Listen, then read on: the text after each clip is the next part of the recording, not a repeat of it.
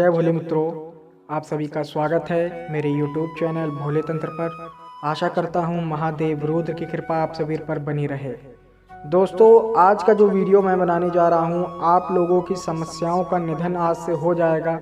जो 80 से 90% लोग जो पितृदोष से ग्रस्त होते हैं और जो पितृदोष के कारण अपनी सिद्धि साधनाओं में सफलता प्राप्त नहीं कर पाते हैं, और बहुत से लोग होते हैं जिनके काम नहीं बनते हैं, बिजनेस नहीं चलता है, घर में अशांति होती है और मार पिटाई और घर में कलेश ये सब मचा रहता है और धन आगमन भी नहीं होता है घर के अंदर। तो इसके चलते आप लोगों के लिए कुछ सरल से और छोटे से उपाय मैं पितृदोष के जो लेकर आया हूँ आप सभी के लिए। तो उसको गौर से थोड़ा थोड़ा सुनिएगा और इस पे अगर अमल करते हैं आप तो बड़ी आसान तरीके से ही, घर के उपायों से ही, छोटे छोटे उपायों से ही आप लोगों के सारे पितृ जो दोष हैं, जो पितृ अशांत हैं, वो अपने आप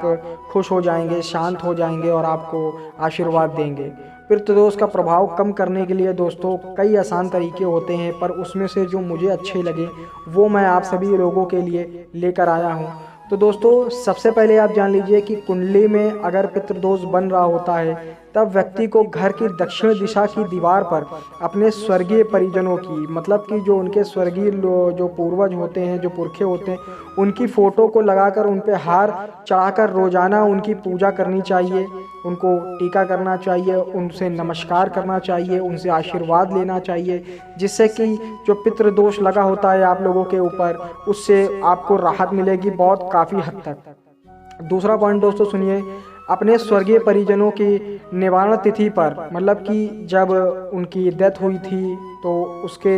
उपरांत, जैसे कि बहुत लोग होते हैं कि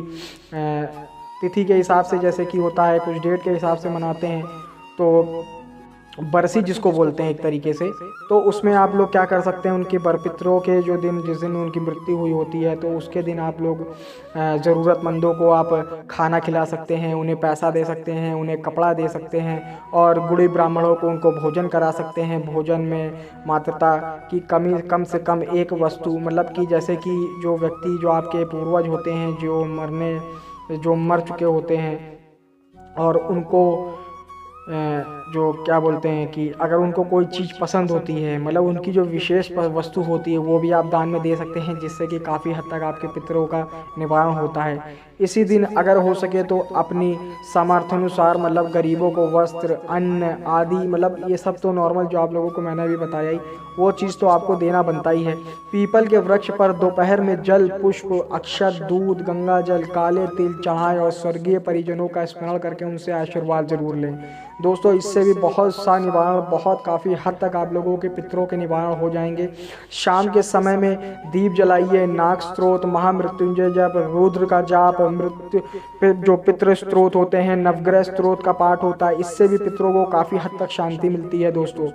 दोस्तों ये सब छोटे उपाय, घरेलू उपाय हैं, और आप लोग इसको बड़े सरल तरीके से ही कर अपना जो पितृदोष है आपके ऊपर और आपकी कुंडली में विराजमान है, तो उसको भी आप पूरी तरीके से शांत कर सकते हैं। सोमवार को प्रातः काल में स्नान करके नंगे पैर शिव मंदिर जाकर आपको 21 पुष्प, जो आँख के पौधे होते हैं, उसमें जो पुष्प निकलते हैं, आग का पुष्प, कच्ची लस्सी हो गया, जैसे दही होता है जिसको बोलते हैं, बेल के पत्र हो गए, तो शिव जी की पूजा करते समय मतलब आपको उनको अर्पित करने हैं। और 21 सोमवार करने से, मतलब ये उपाय 21 सोमवार करने से पितरों का प्रभाव बहुत काफ़ी हद तक कम हो जाता है। दोस्तों,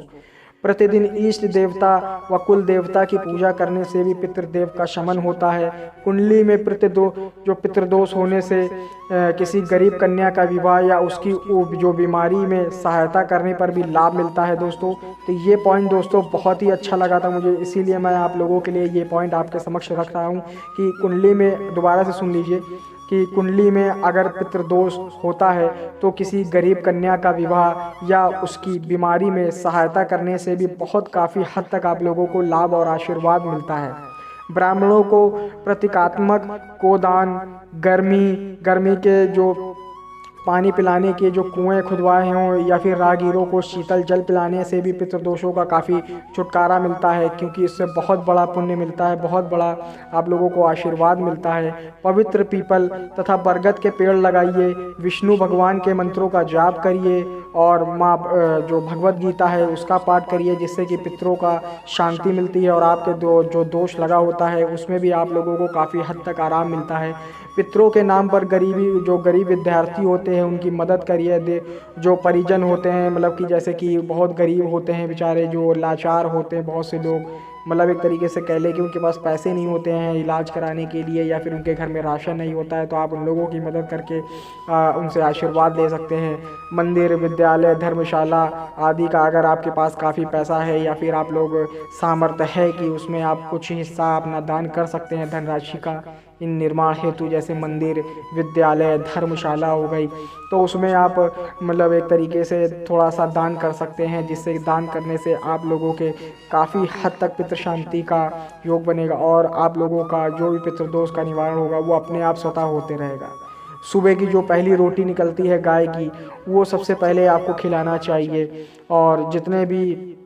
जानवर होते हैं, प्रकृति होती हैं, आप प्रकृति से प्यार करिए, प्रकृति की सेवा करिए, पितर अपने आप शांत हो जाएंगे। दोस्तों, बहुत से उपाय होते हैं, पर जो गिने चुने उपाय मैंने आप लोगों को बताया है, यकीन मानिए दोस्तों, अगर आप लोगों के ऊपर पितृदोष या फिर पितृ अशांत होने के जो दिक्कतें आ रही हैं, इस इतने छोटे से उपाय कर लेने से ही केवल आपके 21 दिन के अंदर अंदर आपके पितरों की शांति हो जाएगी और पूरी तरीके से आपके सारे पितर आसान तरीके से और सरल उपायों से शांत हो जाएंगे। अगर आपको वीडियो ये अच्छा लगा हो तो लाइक, शेयर, कमेंट ज़रूर करके जाइएगा। तब तक के लिए आदेश, जय भोले।